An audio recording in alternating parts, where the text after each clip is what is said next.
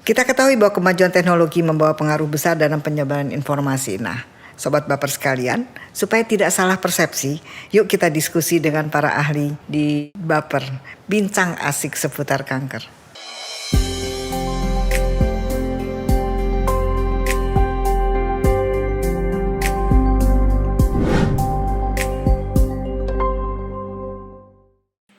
Halo Sobat Baper sekalian, selamat datang, selamat tahun baru.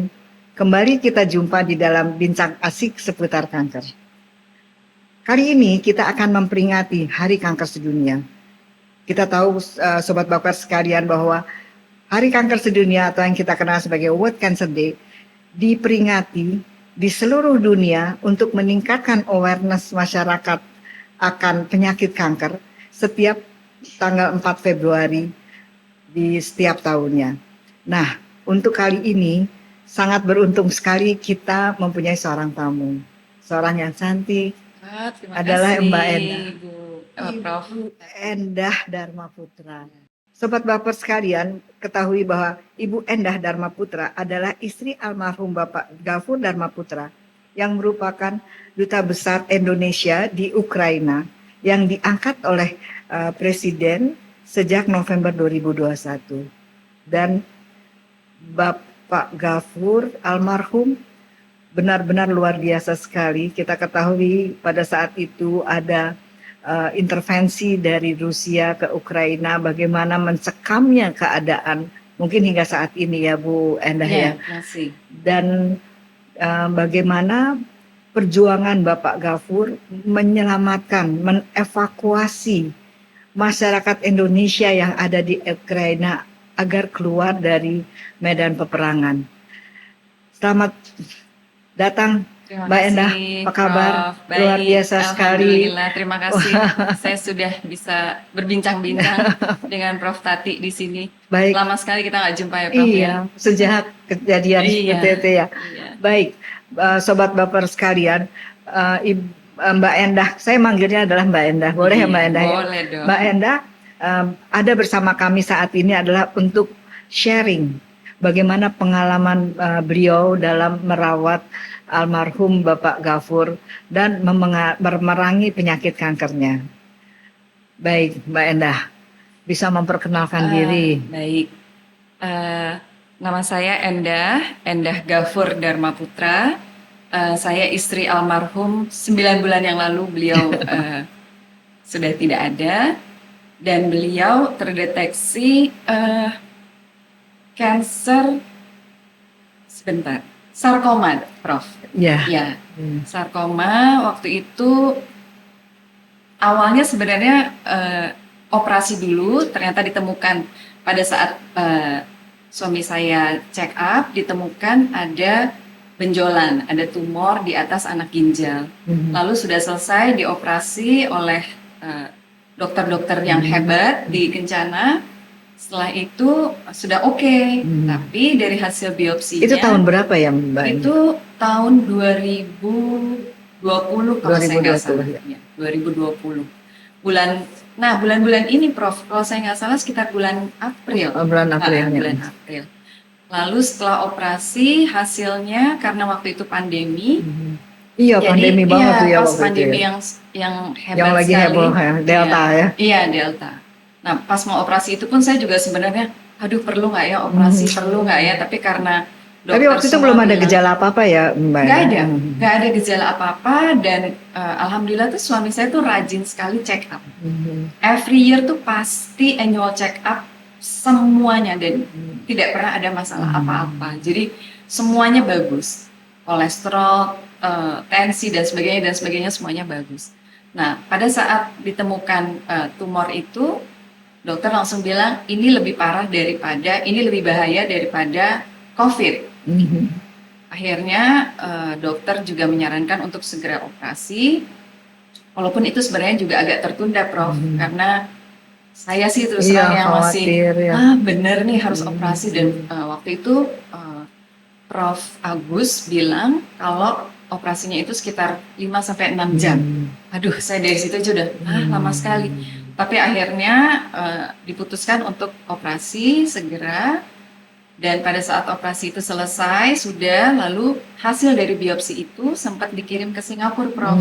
Karena menurut para dokter di sini, alat yang lebih canggih atau apalah sebutannya ada yang harus itu, diklarifikasi barangkali betul, ya. untuk make sure bahwa memang benar adalah, karena itu kanker yang jarang kok. itu ya Prof ya, bahwa itu memang adalah si sarkoma. Jadi akhirnya dikirimlah ke Singapura dan ketahuannya itu agak cukup lama juga tuh Prof, karena pandemi. Mungkin karena Balik pandemi, lagi karena ya. pandemi. Jadi waktu itu selesai operasi 25 April, saya ingat setelah itu baru ketahuan sekitar September. Oh iya? Iya, September atau Agustus gitu loh Prof. Agustus September yang menyatakan bahwa memang suami saya almarhum itu menderita penyakit tersebut ya. Iya, sarkoma. Nah, saat itu akhirnya dikasih tahu bahwa hal-hal yang harus dilakukan adalah ini, termasuk salah satunya kemoterapi. Pasti PET CT dan sebagainya sudah ya. Sudah itu sudah Prof. Sebelum kemo, PET scan dulu. Setelah PET scan baru diyakinkan bahwa memang harus kemo. Dan kemonya juga lumayan, kemo yang sempat nginep Prof. Yeah. Waktu itu sempat nginep, tapi alhamdulillahnya pada saat kemo itu saya selalu berusaha bilang sama suami saya. Padahal COVID itu ya, waktu itu yang ngeri banget. COVID harus setiap masuk ke rumah sakit harus PCR dan sebagainya. Saya pun harus PCR. Tapi saya berusaha untuk happy di depan pasien karena ternyata pasien itu rely on saya. Artinya dia nanya, aduh kemo nih Ndah besok. Saya biasa dipanggil Ndah. Kemo nih Ndah besok. Apa-apa, santai aja. Emang kenapa? Saya bilang, iya tuh abis itu tuh suka nggak enak, itu dan sebagainya. Nggak apa-apa. Bismillah, insya Allah yang kali ini nggak apa-apa. Jadi waktu pertama itu sempat tuh Prof agak konstipasi, lalu juga mungkin karena dia stres ya, dan agak batuk. Tapi akhirnya ditangani oleh dokter. Jadi intinya tuh konstipasinya akhirnya bisa diatasi dan batuknya juga pergi ke dokter alergi. Ternyata dia alergi, semuanya smooth. Alhamdulillah. Jadi pada saat setelah kemo tuh biasanya suka agak mual. Tapi ternyata dengan dokter-dokter di Indonesia yang sudah canggih ini, Prof, alhamdulillah tuh mualnya bisa teratasi. Ya. Walaupun kadang ada juga saatnya, aduh mual banget nih gue nih. Ya udah mau apa? Dia sukanya, saya ingat sekali tuh. Makan itu Prof, Häagen-Dazs mango sorbet. Itu dia bilang lumayan untuk rilis mual dan sebagainya. Jadi habis dari kemo tuh mau makan itu dia makan itu. Sampai selesai kemo waktu itu bulan Desember kalau Desember 2020 ya. Iya, 2020. Udah selesai. Setelah itu dan dinyatakan oleh dokter lebih baik, sudah tidur lah istilahnya ya Prof ya. Saya juga alhamdulillah bahagia sekali. Dia juga kayaknya merasa bahwa memang ternyata alhamdulillah bisa diatasi, dan dia sempat bilang memang ya ternyata semua penyakit itu insya Allah bisa diatasi dengan pertama doa sudah pasti, setelah itu pasrah minta pertolongan Allah dan kitanya happy. Oh alhamdulillah. Setelah itu bulan Januari Prof kami pergi ke Ukraina. Oh sudah pergi ke Ukraina waktu itu ya. Mungkin tahunnya agak berbeda, mungkin waktu itu 2019 atau gitu ya Prof. Pokoknya itu berjarak 1 tahun lah. Istilahnya dia sudah oke. Setelah itu baru pergi ke Ukraina bulan Januari akhirnya kami pergi ke Ukraina.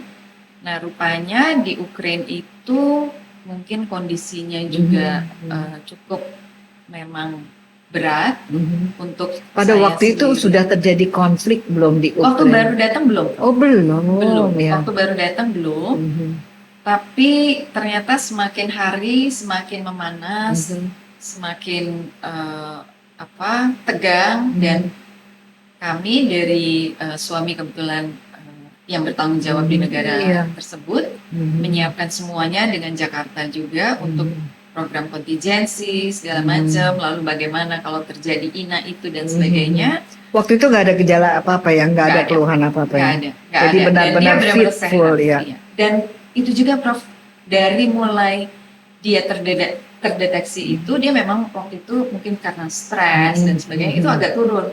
Lalu operasi kan, operasi itu kayaknya sakit dan rasa nggak enak, itu sempat turun. Turunnya agak lumayan, tapi setelah itu dia naiknya 9 kilo. Naik, oke. Naik, makanya Prof Aru waktu itu juga cerita, oh ini indikasi yang baik. Nah, artinya insya Allah itu sel-selnya sudah mulai tidur dan sudah mulai tidak beraksi lagi gitu istilahnya. Tapi Jadi, stres berat ya Bu, apalagi nah, dengan intervensinya usia ya. Sepertinya mulai ini lagi ya Prof, Ya. mulai apa? Yang sangat terasa itu pada saat kami dari Ukraine bagian timur keluar untuk masuk lagi ke Ukraine yang bagian barat. Nah itu memang perjalanannya panjang sekali dan itu masuk lagi karena ada warga negara Indonesia yang belum terselamatkan. Itu satu, dan kedua juga memang kita masih diperlukan ada juga beberapa warga yang mungkin masih ada di sana dan pokoknya sampai istilahnya relokasi pindah ke negara yang lebih aman untuk menyelamatkan tim dari KBRI itu sendiri. Nah, rupanya di situ setelah sampai di Polandia itu perjalanannya sekitar 1 minggu mungkin ya. Ya, 1 minggu jalan darat. Dalam darat. Ya, 1 minggu itu waktu darat. Kembali dari timur ya. Jadi dari keluar dari Ukraina, Kiev, dari Kiev tepatnya. Dari Kiev keluar lalu masuk lagi ke Lviv. Nah, itu melewati beberapa negara, 5 atau 6 negara. Pada saat itu lagi winter juga, jadi saya sih kebayang ya, saya tuh orangnya agak lebih santai. Nah, suami saya ini mungkin juga sambil dengan pikiran yang pasti berat sekali karena tanggung jawab sebagai duta besar ya. Betul. Jadi mungkin agak sedikit lebih kali ya Prof ya ininya, tekanannya. Nah, sampai di Polandia dan memang kalau saya lihat dia itu agak tegang karena memang kita naik mobilnya tuh yang agak kurang apa ya, bumpy gitu ya. Jadi dan kakinya dia pendek, artinya kakinya dia panjang. Jadi waktu itu agak terlalu inilah mepet. Tapi waktu itu belum keluar keluhan. Belum sama sekali belum. Saya cuma gini, sakit nggak lihat, capek nggak? Enggak, biasa aja. Biasa aja, dia selalu bilang. Dan dia memang semangat sekali untuk menyelamatkan warga Indonesia untuk keluar ya. Betul. Jadi kayaknya saya nggak tahu apakah memang dia nggak sakit, tapi dia itu orang yang sangat sensitif untuk sakit. Jadi kalau sakit sedikit dia pasti merasakan Prof. Dan dia pasti cerita ke saya. Ini enggak, saya tanya sakit nggak? Enggak, selalu dia jawab oke aja. Seminggu tuh Bu ya. I'm okay. Oke, saya bilang alhamdulillah. Nah sampai di Polandia memang itu capek sekali. Saya aja yang istilahnya saya yang sehat gitu ya, itu merasa aduh rasanya tuh capeknya physically, mentally itu capek gitu ya. Nah pada saat itu dia memang bilang ke saya, kok pinggang saya sakit ya? Oh mulai.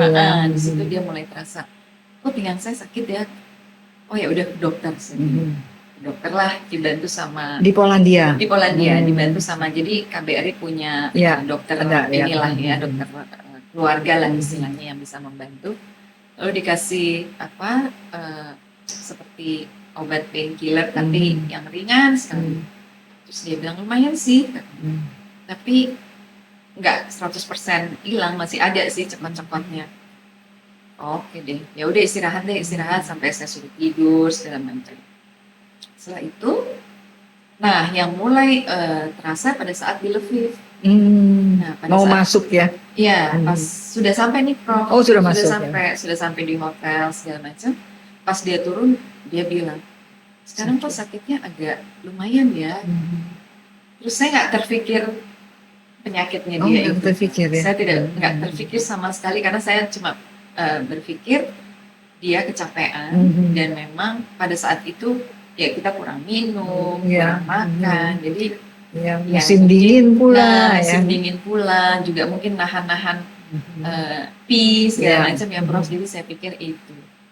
Tapi ternyata day by day kok sakitnya sepertinya agak lumayan. Saya sempat waktu itu sempat sih Prof, saya agak pijet-pijet sedikit gitu ya, saya kasih Voltaren segala macam, kok masih terasa. Nah, akhirnya saya berinisiatif untuk saya kepikiran nih, wah saya ke ini aja deh, ke dokter syaraf. Nah ternyata dokter syaraf itu saya ketemu juga dokter yang ahlinya di sana, profesor Di Ukraina nih di ya? Ukraina, dan mereka sangat membantu sekali. Jadi walaupun saya ke dokter sambil Sirina keluar lagi, ngeri banget ya. nanti masuk lagi. Tapi gitu waktu kan. itu belum tahu bahwa ini kankernya kambuh ya? Belum, sama sekali belum tahu.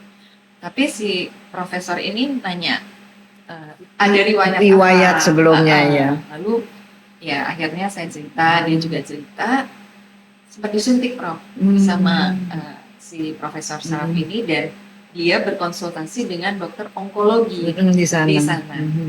Sampai akhirnya setelah disuntik seminggu oke, 10 hari lah dia oke, beraktivitas biasa dan nggak feels anything gitu, pokoknya he's okay.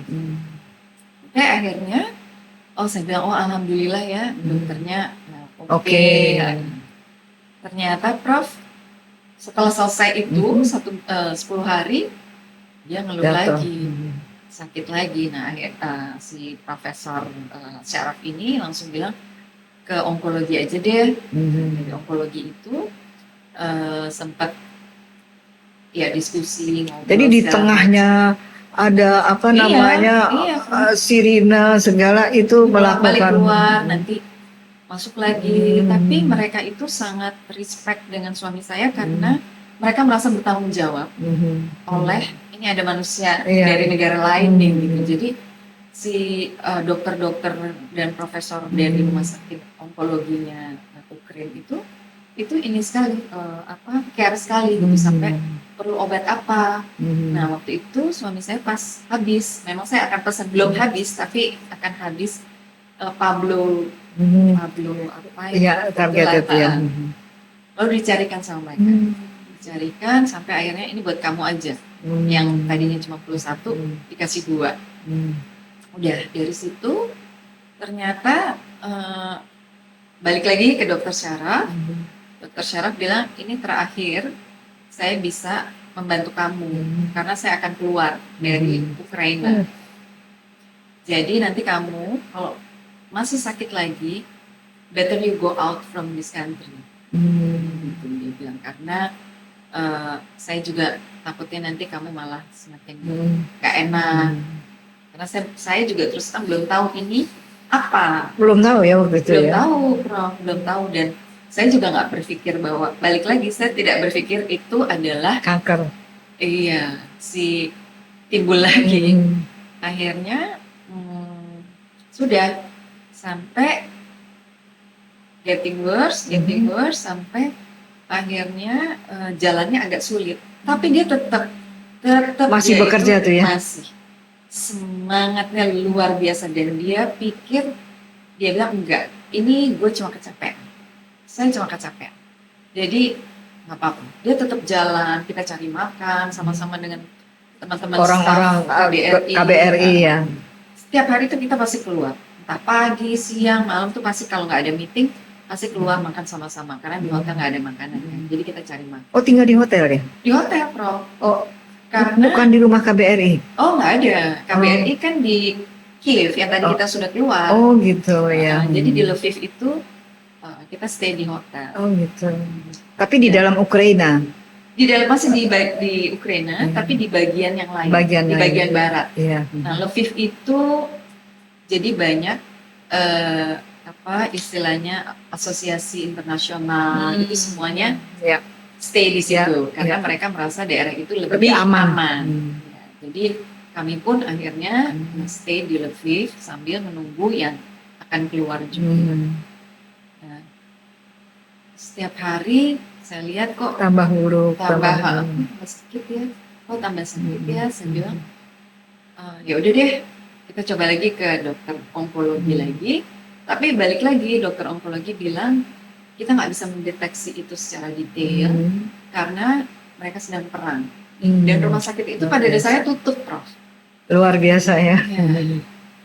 Jadi apa istilahnya, ya sudah, cuman konsultasi dan dia merasa mungkin si pasien itu merasa dengan konsultasi lebih secara dia psikologis lebih terbantu mungkin ya, Prof, ya, daripada cuma sama saya yang aduh apa ya, saya juga nggak tahu. Tapi di saat itu saya tetap berusaha bilang bahwa kayaknya bukan ya, you're oke aja, ini mungkin karena kecapean. Karena dia sendiri bilangnya gitu, Prof, dia nggak mikir ke arah itu gitu. Jadi ya saya juga mensupport itu. Sampai akhirnya kami relokasi ke Bratislava. Oh iya. Negara tetangga ya. Negara tetangga yang terdekat dan memang lebih gampang untuk mencapai. Nah di situ ini lagi sampai waktu itu dia tuh aduh gila sakitnya banget kan. Aduh, kasihan sekali. Sakitnya banget. Aduh saya tuh nggak kepikir, Prof, untuk minta telepon ke dokter di Jakarta, lalu minta apa obatnya, itu saya belum terpikir sampai beberapa hari dibawa ke emergency di rumah sakit itu. Tapi ternyata lebih canggih di Indonesia, Prof. Ternyata ya, alhamdulillah. Ya, Indonesia tuh dibanding dengan waktu yang suami saya di sana berobat itu, aduh. Dan suami saya masih tetap kesakitan. Akhirnya saya bingung. Semakin lama kok kayaknya dia tetap berusaha untuk live. Artinya sakit ya, Dek? Enggak sih, tapi sakit. Enggak sih, tapi sakit. Udah nggak bisa jalan ya? Terakhir nggak bisa jalan. Nah akhirnya sebelum dia nggak bisa jalan itu saya sempat kontak dokter di sini. Dan dikasih tahu better you go home. Akhirnya saya juga bilang sama suami, saya bilang kita pulang aja. Tadi dia nggak mau, toh. Enggak, gue nggak apa-apa kok, gue nggak apa-apa. Enggak, ini pasti ada apa-apa. Akhirnya saya terpikir tuh. Ya baru kepikir ya. Nah, iya, saya bilang ini bukan sakit pinggang biasa dan ini bukan kecapean biasa. Saya bilang ini must be something wrong. Jadi akhirnya saya telepon dokter di Jakarta dan bilang memang better you go home. Akhirnya diputuskan untuk pulang ke Jakarta, lalu langsung masuk ke Medistra ya, rumah sakit. Luar biasa sekali perjuangan. Jadi langsung dijemput dari airport dengan ambulans? Enggak pakai ambulans, Prof. Suami saya itu emang luar biasa. Jadi pakai mobil biasa? Pakai mobil biasa. Tapi langsung ke rumah sakit? Langsung ke rumah sakit, langsung ke Medistra. Luar biasa sekali Sobat Baper, perjuangan dari almarhum Bapak Gafur dengan Mbak Endah. Dan ternyata itu diperiksa di Indonesia dan itu adalah kekambuhan ya? Iya, ternyata itu. Bagaimana tuh Mbak Endah rasanya begitu sebagai istri, tapi juga harus mendampingi suami dengan tanggung jawab yang masih ada di Ukraina gitu. Tapi pada saat itu masyarakat Indonesia udah keluar semua ya tanggung jawabnya. Udah kan, jadi sudah tanggung jawabnya almarhum sebenarnya sudah relief ya, sudah berkurang lah artinya karena tugas yang utamanya mengeluarkan itu alhamdulillah sudah selesai ya evakuasi. Tapi suami saya itu memang dalam kondisi di rumah sakit yang terbaring yang tiap hari harus radiasi kan, Prof yang selalu bantu. Itu nanti pulang dari radiasi dia masih kerja lagi. Oh, luar biasa. Kadang dia meeting sama staff-staffnya di sana, atau dia lihat TV berita tentang Ukraina, nanti dia koordinasi dengan staffnya untuk bikin laporan dan sebagainya. Pokoknya sampai terakhir sebelum dia nggak ada, Prof, dia masih bikin laporan ke Bu Menlu yang tentang Ukraina, tentang pekerjaannya dia. Luar Dan biasa. dia benar-benar semangat. Dia tidak merasakan bahwa dia itu cancer. Kalau saya lihat ya, Jadi dia selalu bilang, gue mau balik ke Ukraina. Dia sudah pesan tiket tanggal 7 Juli, gue harus balik ke Ukraina. Karena gue harus bertugas kembali di Ukraina. Itu tanggung jawab gue. Dia bilang, itu tanggung jawab saya dan saya harus lakukan itu. Jadi sepertinya tuh dia nggak sakit, dia cuma istirahat aja gitu tuh. Dan saya sebagai istri juga sebenarnya seneng. Artinya dia punya semangat yang luar biasa.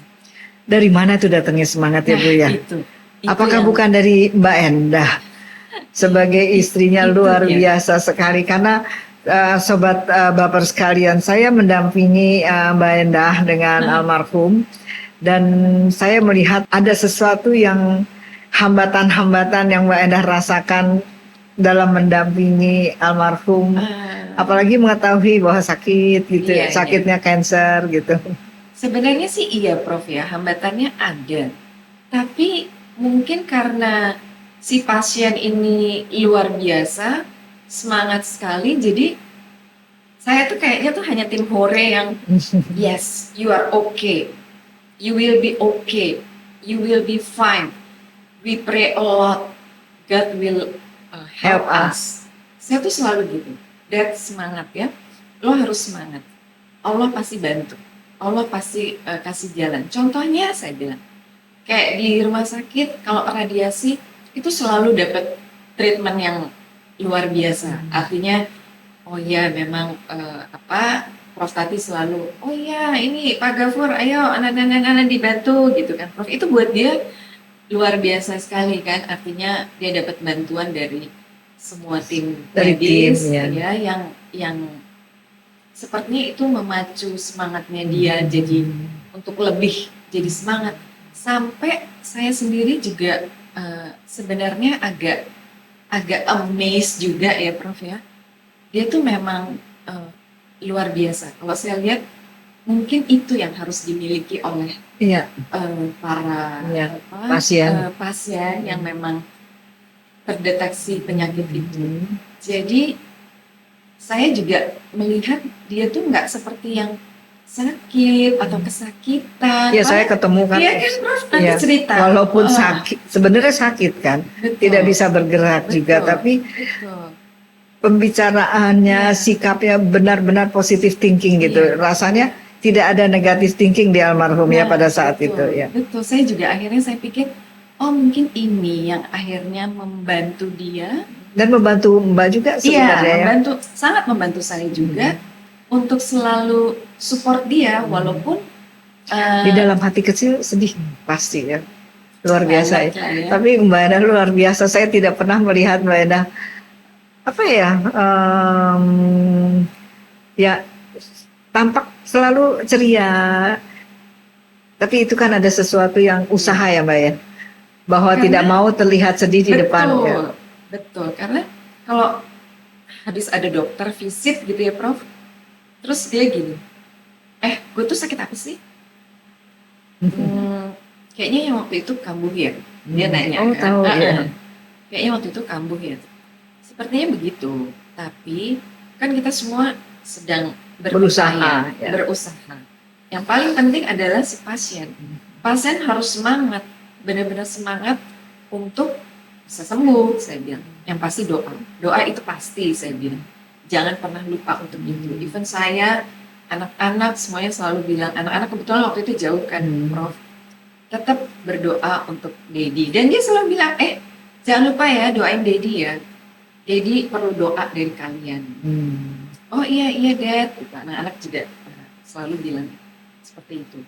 Nah, pada saat yang radiasi sudah ke-18 kan, Prof, itu dia agak sedikit bersedih karena dia gila ya tinggal 2 lagi nih deh, tapi ternyata dia harus transfusi waktu itu kan Prof, karena HB-nya rendah. Kita waktu itu udah beli ini ya penyangga yang biar bisa duduk. Dibantu juga sama Prof, saya bilang dapat hadiah loh dari Prof Tati loh, ada penyangga, brace.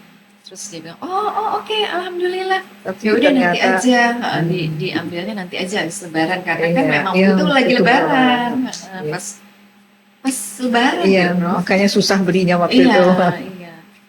Iya, jadi memang semangatnya luar biasa dan kita sebagai keluarga memang harus benar-benar all out dan support yang luar biasa juga.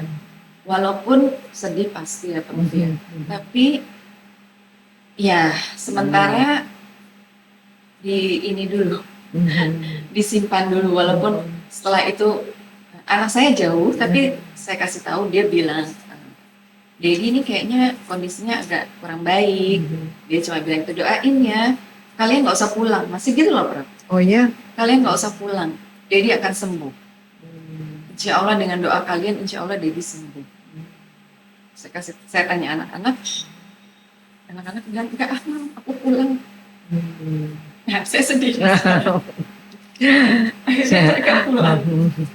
Tapi alhamdulillah mereka masih ketemu sama bapaknya.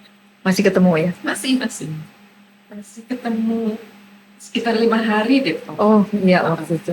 Dan pada saat itu pun bapaknya nggak ngomong apa-apa. Dia cuma bilang, saya bilang kan, anak-anak udah datang, saya bilang. Ada sesuatu, you wanna say something, tuh, dan nggak ada. Pokoknya kalian sehat, Dedi sehat, Mami sehat, kita semua sehat. Dia tetap loh Prof. Luar biasa. Dia nggak ada saying bahwa saying goodbye or see you till jannah atau apa, nggak ada. Ini sampai dia nggak adanya pun itu dia dalam kondisi yang mendadakannya dan masih Prof, masih bisa berkomunikasi dengan baik dengan saya, dengan anak-anak. Jadi ininya juga masih jalan semua dan dia juga nggak sampai, kalau saya perhatikan dia nggak merasa kesakitan yang luar biasa. Katanya kalau penderita itu kan sakit ya. Makanya agak mengejutkan kan waktu itu beritanya tiba-tiba ya. Iya betul. Akhirnya rupanya memang ya pergi aja gitu ya. Pergi, dan dia memang bilang waktu dia masih komunikasi dengan baik, dia suka nanya tuh Prof, kalau pas lagi radiasi tuh, suster itu kalau yang di ujung sana itu apa sih? Oh itu ICU Pak. Aduh, kebayangnya kalau orang sakit dimasukin ICU, dia sempat bilang gitu. Jadi nggak mau ya. Jadi, aduh, jauh dari keluarga, terus sendiri, kebayangnya, sedih banget tuh pasti ya Sus. Nah, dari indikasi itu saya menangkap bahwa suami saya nggak mau masuk ICU ya. Dan alhamdulillah tidak perlu ya. Tidak perlu masuk ICU, dan kami semua ada di mendampingi suami sampai hilang. Luar biasa sekali bahwa sobat baper sekalian sudah mendengar bagaimana perjuangan seorang wanita, seorang istri, seorang ibu. Saya jadi sedih nih, yang ikut, yang mendampingi dan merasakan suami yang mempunyai tugas dan tanggung jawab besar dari negara untuk menyelamatkan masyarakat Indonesia yang tinggal di Ukraina pada saat terjadi intervensi tersebut. Pada saat kita bisa bilang pada saat peperangan ya Bu ya. Iya.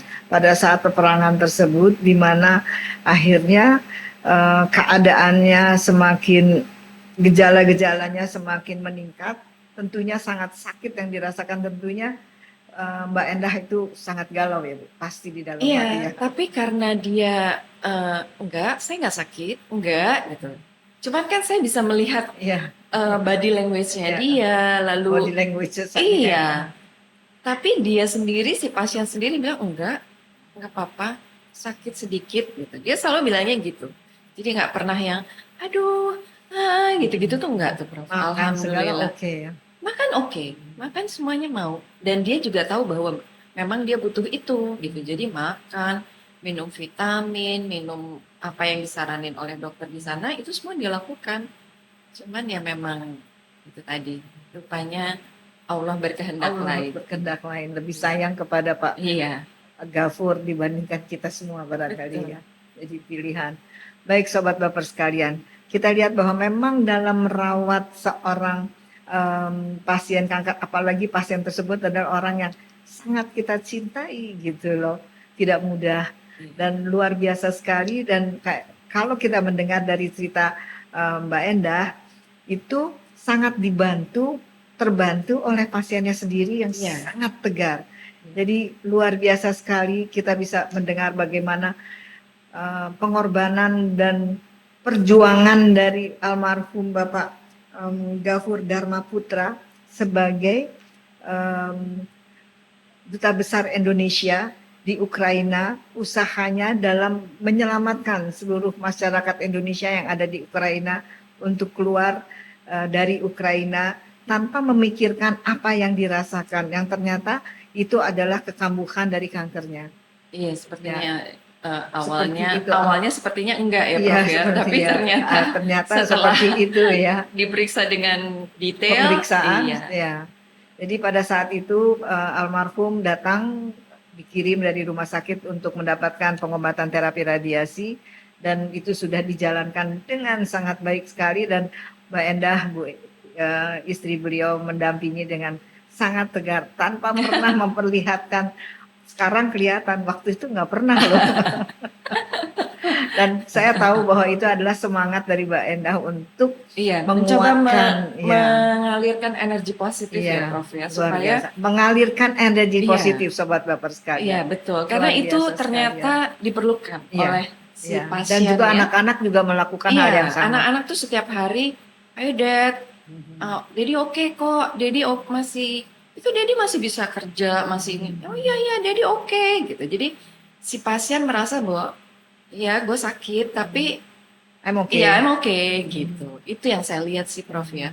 Walaupun ya pastinya nggak enak Allah rasanya. Berkehendak lain dan tentunya itu yang terbaik untuk almarhum. Insya Allah begitu ya. Dan tentunya hanya doa yang kita bisa panjatkan agar almarhum husnul khotimah. Amin. Dan dimudahkan untuk perjalanan menghadap Sang Pencipta, Sang Khalik Allah Subhanahu Wa Taala, diperlipatkan berbagai amal ibadah yang dilakukan, tentunya sangat berlimpah dan diampuni dosa-dosanya dan mendapatkan tempat yang sangat nyaman di sisinya. Mungkin itu yang kita harapkan. Dan untuk keluarga yang ditinggal, tadi saya dengar bahwa Mbak Endah sudah bangkit. Luar biasa sekali, sudah mulai berusaha dan juga anak-anak tetap bersekolah dan sudah bisa menyelesaikan sekolahnya dan sudah bekerja luar biasa sekali. Alhamdulillah, semua ini pertolongan Allah pastinya ya Prof ya. Ya, tentunya seperti itu. Alhamdulillah semuanya ada sisi baik, kebaikan yang berlebih dari Allah. Kita harus mensyukuri semuanya ya Bu, betul. Apapun juga yang terjadi. Itu mungkin yang sangat penting sekali. Barangkali Mbak Endah ada tips untuk sobat-sobat baper yang mungkin diantaranya ada saat ini sedang berperan sebagai caregiver, yaitu merawat pasien-pasien kanker. Silahkan. Baik. Mungkin untuk teman-teman semua yang apakah itu istri, ibu, anak, kakak dan sebagainya, kalau saya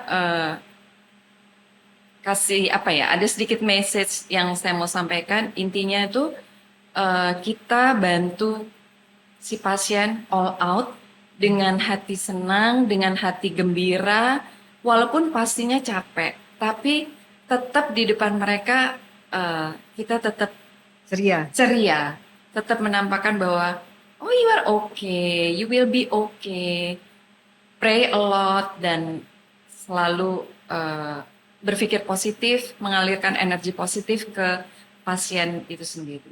Saya rasa itu sih Prof ya. Ya, terima kasih sekali Mbak Endah. Terima kasih kembali. Terima kasih sekali atas waktunya dan juga sharingnya untuk kita semua, itu luar biasa sekali. Baik Sobat Baper sekalian, waktu juga yang harus mengakhiri pertemuan kita dengan Ibu Endah Dharma Putra yang saat ini tentunya hidup bersama dengan anak-anak karena almarhum sudah meninggalkan kita semua. Mudah-mudahan kembali kita berdoa yang terbaik yang diberikan oleh Allah Subhanahu wa taala untuk keluarga Mbak Enda. Baik, terima kasih Ya, banyak terima Prof. kasih. Terima kasih sobat Insya Allah baper kita semua sekalian. sehat semua. Ya, semua sehat Amin, sekali. amin. Barangkali Ya. kita akhiri pertemuan kali ini dan kita akan jumpa di kesempatan lain. Terima kasih. Terima kasih.